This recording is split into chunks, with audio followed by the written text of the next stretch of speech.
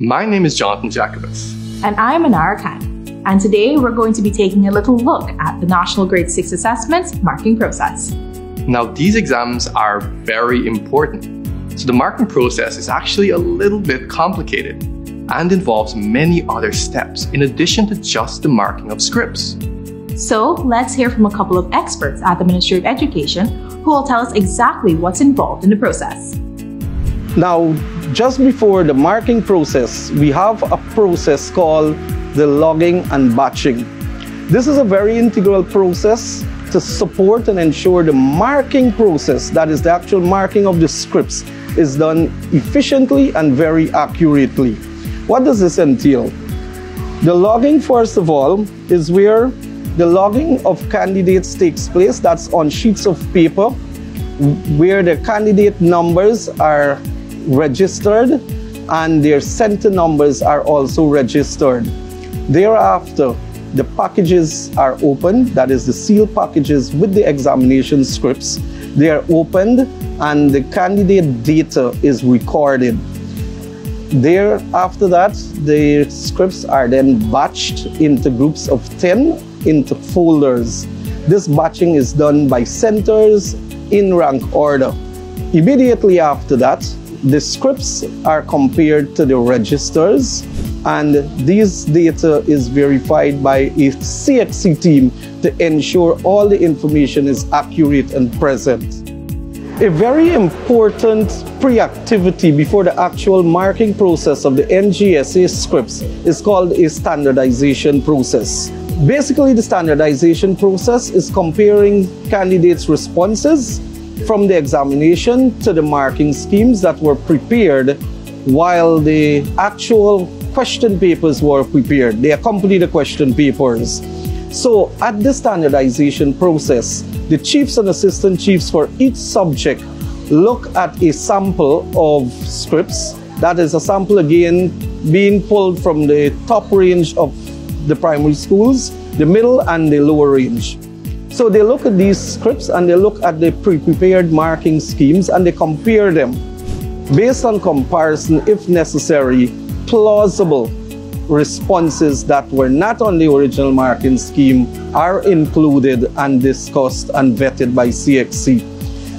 Immediately after that, the chiefs and assistant chiefs sits with their table leaders, and then immediately after, the actual markers and go through this process of vetting the additional responses, if any, that are included on the marking schemes during the initial standardization. This process prepares and sets the stage for the actual marking of the scripts, which begins immediately after, 1 day after to be exact. Firstly, markers congregate at a marking center. There, markers are divided into tables, where each table is assigned a single question from a subject. Each table is comprised of 6 markers and a table leader. The table leader is responsible for remarking 30% of all of the test scripts marked by their markers in order to ensure that there are no discrepancies. The marking center houses many tables with their own markers and table leaders, each assigned different questions. Depending on the popularity of a question, there can be many or few tables assigned a specific question. This is just one of many steps employed in order to ensure that all test scripts are marked fairly and correctly. Nearing the end of the marking process, all of the test scripts marked in the marking center are remarked by a quality assurance team. Any errors or discrepancies detected by the quality assurance team cannot be changed by that team. It is instead reported to the table leader, chief marker, or the assistant chief marker. The quality assurance team and the table leader, chief marker, or assistant chief marker will then discuss the error or discrepancy and determine if any changes are warranted. This is actually just the first of several quality assurance steps done to ensure that all scripts are graded correctly and fairly. Immediately after the Ministry of Education Quality Assurance team completes its activity, of course, supervised by CXC and in the presence of CXC, their chiefs, assistant chiefs, their supervisors, there is an activity called the beehiving or data capturing. It entails a team from CXC entering the raw scores of each candidate for paper 2 into their database that is protected. So nobody can enter this database or hack into this database. Now, immediately after the raw scores are entered into the database, CXC has a second team that goes through each and every score entered, comparing the scores on the scripts to the scores entered initially on the database and ensure everyone is accurate and correct. That is the second level of quality assurance for this NGSA marking process. Immediately after that, again, CXC has another level of quality assurance. This is where they have a team supervised again by their chiefs and assistant chiefs, and they go through every script of candidates pulled from a sample of 30%. They check responses for accurate marking, they check scripts for transfer of marks in the paper to the cover page for accuracy. When that is completed, coming down to the end of the process now, they have another quality assurance check whereby their team, and accompanied by a few ministry officials, they check the top 1% to ensure that every script for that top 1% is marked accurately, correctly, and the scores are transferred correctly to the cover page and into their database.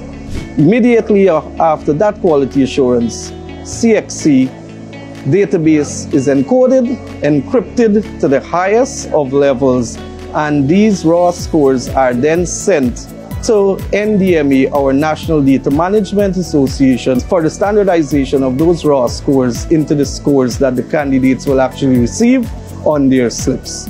Once the examination is finished marking under the guidance of the Caribbean Examinations Council and the scores are tabulated, that score is then forwarded to the National Data Management Authority for the placement of candidates. So the process is, once the scores are entered and CXC has completed their processing, it is CXC, then NDMA for placement of our candidates and the preparation of our final placement slips. Now, placement of candidates at the secondary schools is dependent on two factors. The national top, the first 5 schools, the national schools, their placement is done strictly on marks. So regardless of where you are in the country, once you've attained the mark, you will be placed at one of the national top. Similarly, within the regions, we have schools like President's College, Mackenzie High School, New Amsterdam, Multi-Burgess High, Anna Regina, and Abelsville that function as what we term regional tops. Once placement to those schools are completed, then all of the placement is dependent on the score for the candidate and where you live. Wow, that's a lot. As you can see, the marking process is quite thorough.